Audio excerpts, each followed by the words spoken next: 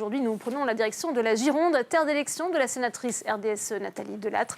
Viticultrice, elle entend défendre les intérêts de la profession. C'est un reportage de Quentin Calmé. Il y a des gestes qui ne trompent pas.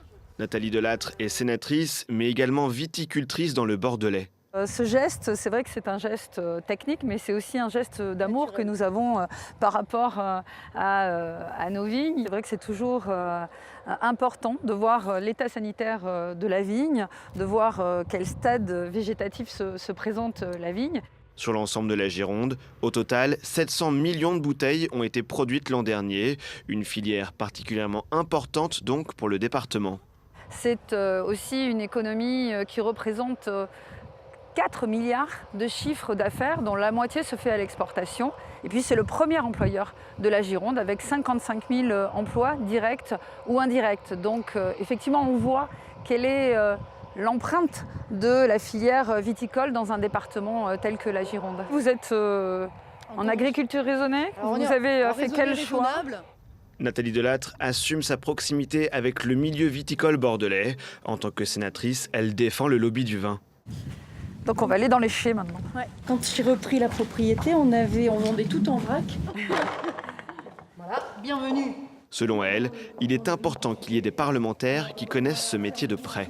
Si on ne connaît pas le métier, si on ne connaît pas ses contraintes, c'est effectivement difficile de pouvoir le défendre ou en tout cas de prendre les bonnes décisions par rapport à un dossier. Nous avons toute cette problématique du vin dans la société, de la place du vin dans la société. Aujourd'hui, on a 85% de gens qui consomment avec modération et raison. On a 15% de personnes qui ont des conduites addictives ou qui ont effectivement des conduites difficiles par rapport à notre produit.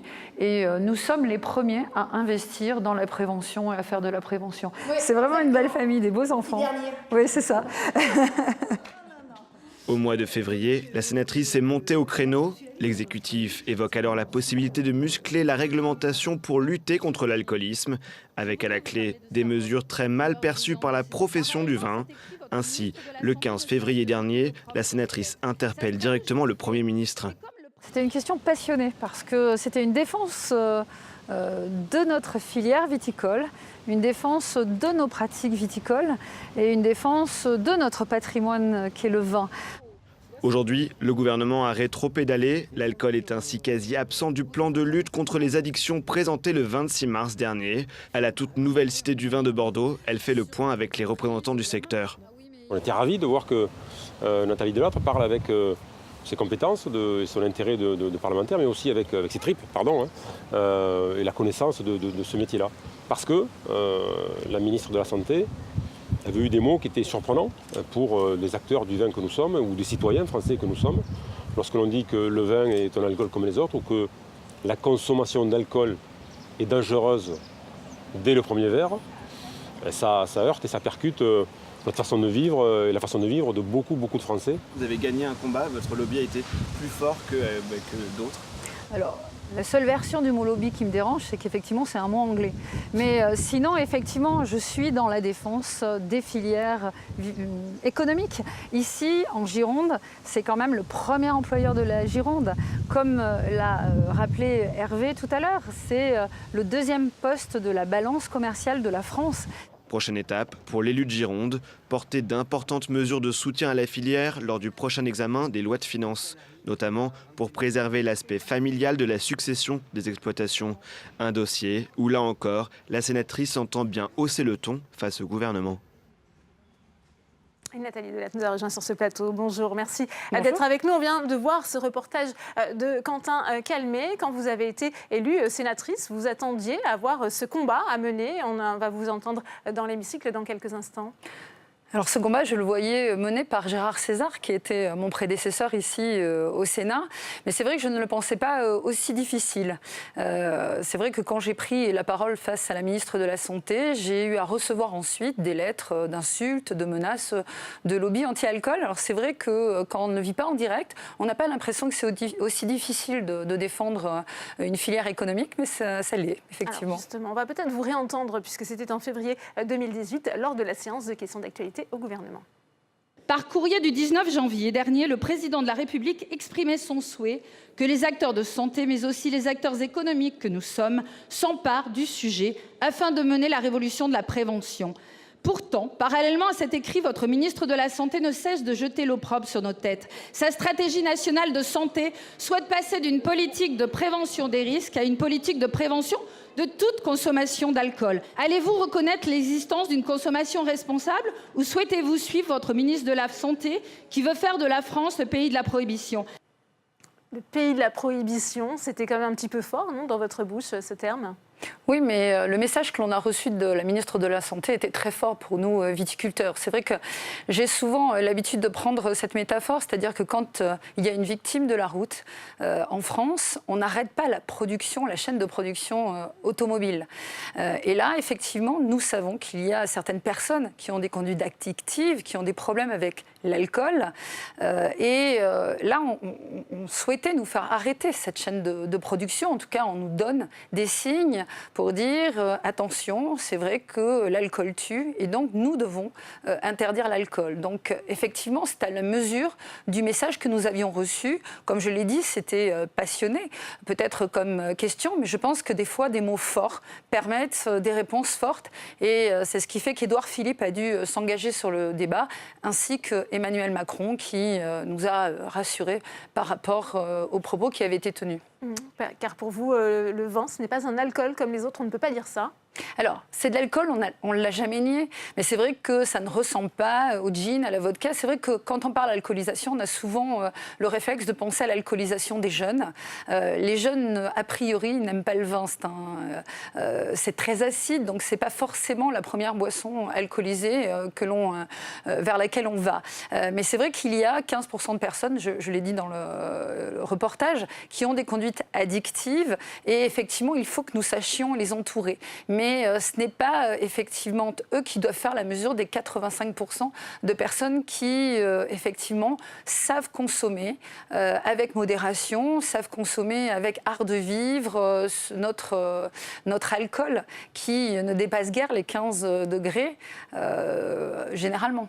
C'est pourtant responsable d'une certaine mortalité en France, 55 000 décès dus à la consommation d'alcool.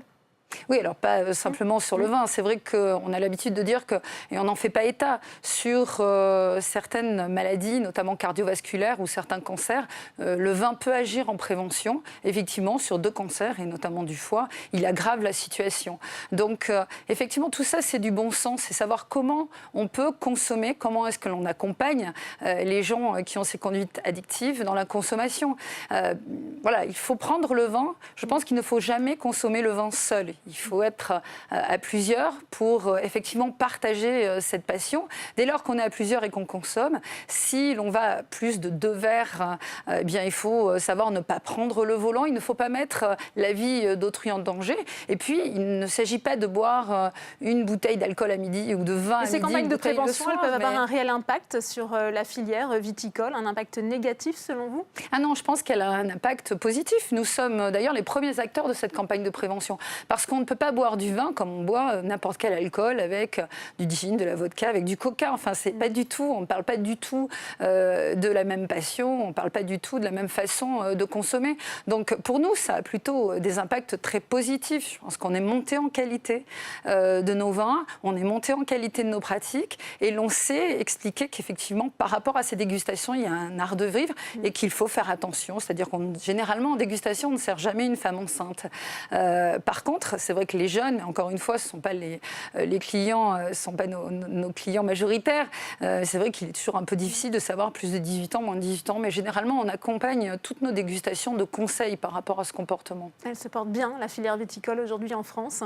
Écoutez, ça dépend des années et des aléas climatiques. C'est vrai qu'on a un défi à relever qui est l'adaptation au changement climatique et puis la gestion des aléas climatiques. C'est vrai qu'en Gironde, l'année dernière, nous avons eu 3 jours de gel successifs, de la grêle et effectivement, ça a perturbé énormément la filière puisque 60% du vignoble était touché et pour certains viticulteurs, c'était jusqu'à 100% de la récolte qui a été touchée.